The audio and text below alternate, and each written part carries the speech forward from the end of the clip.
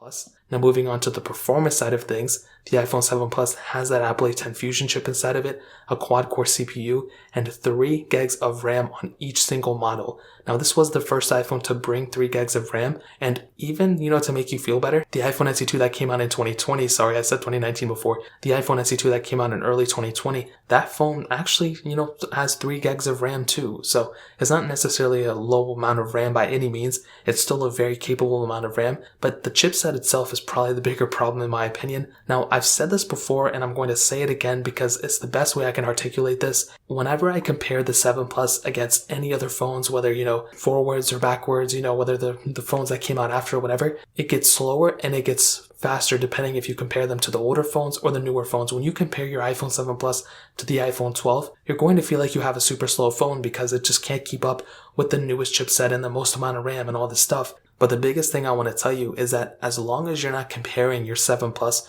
to your iPhone 12 or any other phone for that matter, you're going to have a really decent time with it for a 2016 phone. And I have to stress that. If Apple made a phone that had the same performance as this phone nowadays in 2021, obviously nobody would like it and they'd probably get a lot of hate. But because this phone was originally released in 2016 in that market, and because it is a used phone and has gone down in value, it makes this phone's performance justifiable in a lot of ways. And I don't think it's a bad performing phone, and I actually think it's a pretty smooth and a pretty good performing phone for the most part. And the fact that it has iOS, it doesn't have a lot of bloat on it, it's very stable, it's very stock, there's not a lot of background processes, so automatically you're going to have a pretty good time with a phone like the iPhone 7 Plus. Now, is it perfect? Absolutely not. And I think the RAM management is probably the biggest area where this phone kind of flaws in. When you have, a 7 Plus, which has, 3 gigs of RAM, you may think, oh, well, like the SE2, like you said before, has, the same, so it must be as good. Not really. I compare this thing to the SE2.